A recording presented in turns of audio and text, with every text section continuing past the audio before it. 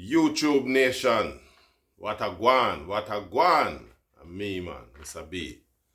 And this morning, I want to just do a quick follow-up to a topic I had visited earlier on this week. You know, of course, most of it remember the problem last week with Sizzla and DJ Khalid. And of course, you know, Missa-B, we have to give our little take on the thing.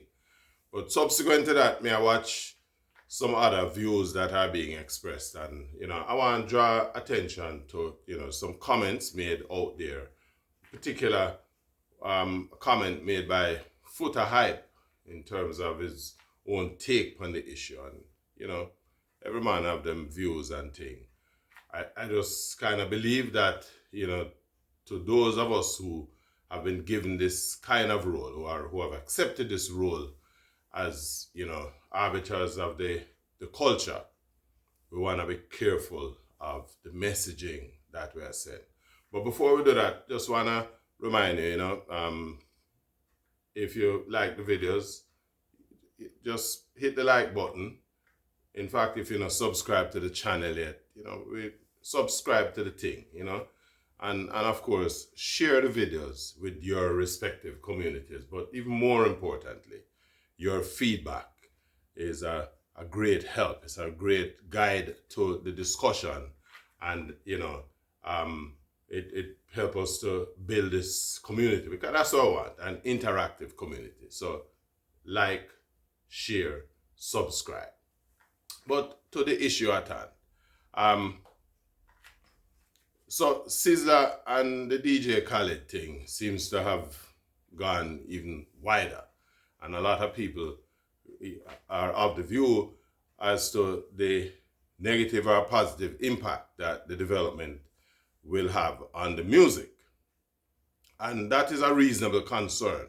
You know, whether we like it or not, Khalid, in the space him operate from here in North America, is significant. Sizzla is a big artist with a long career, and you know, we know Sizzla operate, you know, eccentric and his belief, and we need to, you know, appreciate his own interpretation of the respect. As I said in my last video, you know, we're at that stage in Jamaica where we really need to embrace this concept of cultural interpreters, right?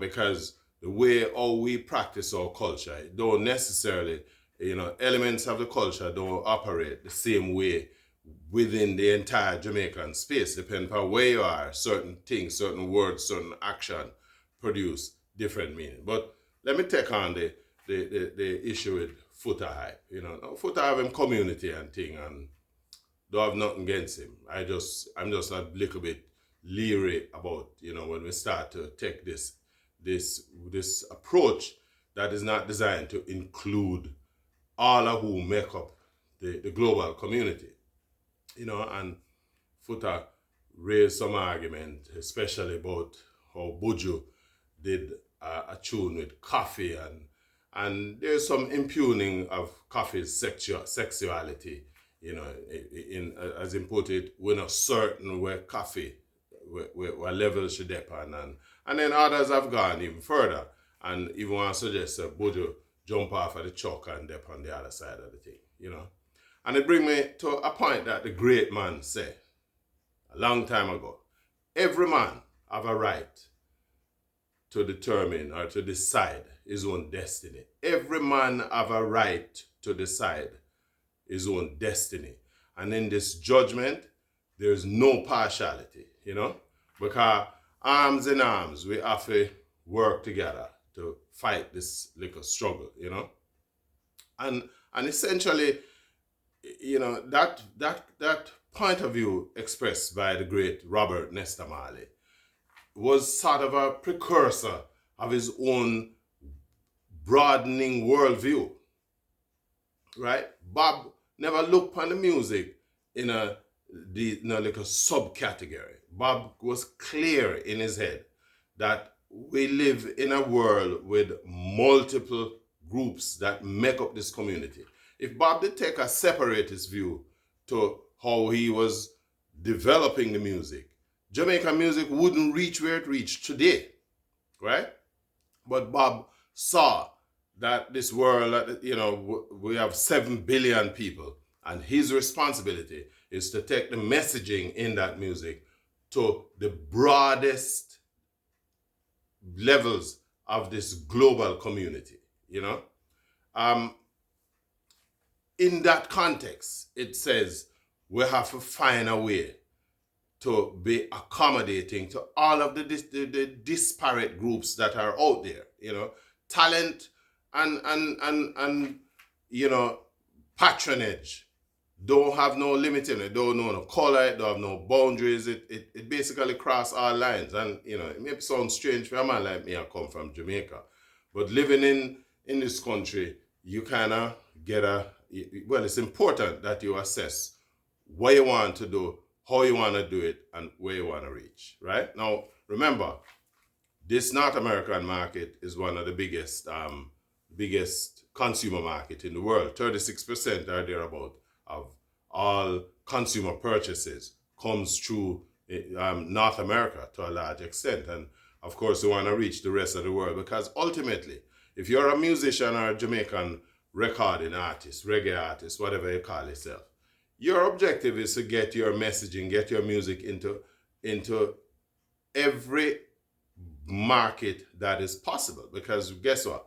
Money now have no gender, no nationality, no thing. Money now have them kind of boundary there. And as a performing recording artist, your objective must be to reach the broadest possible community that is out there. That has to be your objective. Remember, this is the gift that the Creator hand over to members of the global community. The artistic gift, and Jamaica seem to have had that in spades. But one of the things that that we also have in spades is idiocy. We seem to have a set of people who believe that the world works the way we say it must work, right? When we start to to exclude participation in certain activities by certain groups, what we're doing is limiting ourselves, right? I don't care whether Coffee or whomever else, what their sexual orientation is.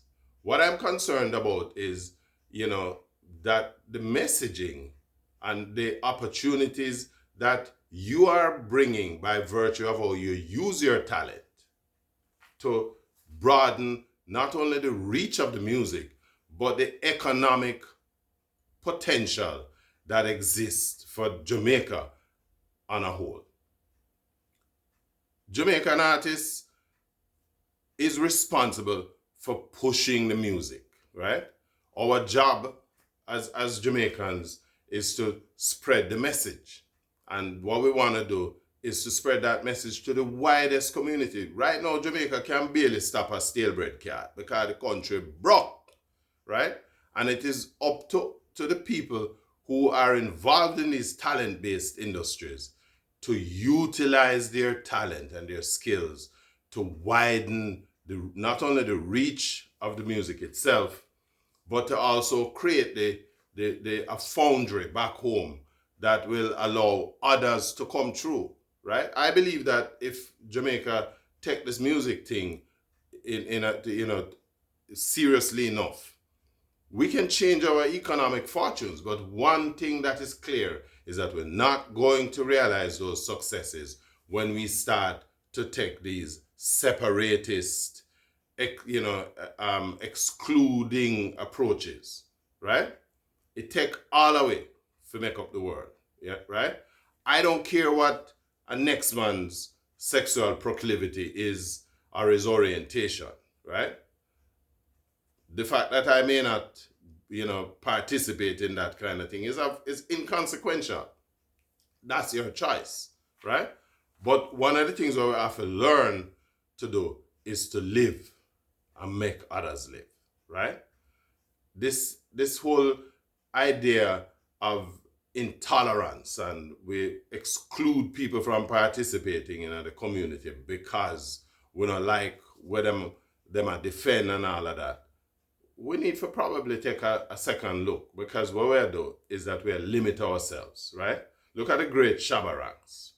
Whether Shabba want to agree with it, yes or no, the thing that limited and killed Shabba's career is him run down go take on the LGBT community, and we see where that lead. Shabba is one of the most talented person that I ever see hold a microphone. But, where is he now? And the same can be said of a multitude of other artists. Jamaica don't have enough money to stop a stalebread cat, or Jamaican economy cannot be the what we're going to depend on to build the country's music industry, because there's less than 700,000 people in Jamaica who have a reasonable job that can buy anything. In order to participate in the global music market or global music business, you have to be able to, have internet reach. You must have at least a US dollar-based credit card so you can purchase the music. And in any event, 700,000 people can't buy nothing. Will get you anywhere. There's 7 billion people in the world. And your job has to be to try to reach as much of that 7 billion people as is humanly possible, right? We have to stop this kind of fool thinking. I mean, I understand the cultural issues and so on, but there is a point at which it becomes redundant, right? Because guess what? These people, them are part of the system. Whatever their choices are, they made those choices. But here's the other thing. These people have money, them buy goods, them buy music, them buy art, them buy stuff like this, And by the way, I want you to visit my website, right? Check in the details of the comments thing, and you will see my website link where we sell stuff like these, hoodies, t-shirts, and among other things. But that's an aside. We need to take a serious look at the messaging that we are saying. If you out there as an influencer, as a man with a big audience, sometimes you want to take a look at the views where you express. Because once we start to eliminate groups from participation, what we are now doing is limiting ourselves. And then we also have to recognize, whether we like it or not, these communities have clout, them have weight, right? Your job is to sell your wares. As a musician, you want your music reach everywhere. It's fine when you want to say, boy, I'm a Rasta man, and I'm this, I'm not deal with them kind of thing. But at the end of the day, are you really giving yourself the broadest opportunity to grow, right? It's a funny argument, and there was a time in my life where I would have said to you, today, I would have, then I would never believe that I would be having this kind of conversation. But it's a reality that this is what it is, and we are who we are. You have to now decide, what is it that you really want, I would love to get you guys' feedback, so tell me what you think. You don't have to agree with me, but I think it is an interesting conversation for us all to start having. And I would love to read your feedback in the comment section, So let me know what you think. And if you like the video, hit the like button, share. And if you haven't done so yet, subscribe to the channel. Because, that's what we're out there trying to do. Missa-B role is for teach, for open people's eyes. I'm not saying that you must hug up and embrace certain types of, certain approaches.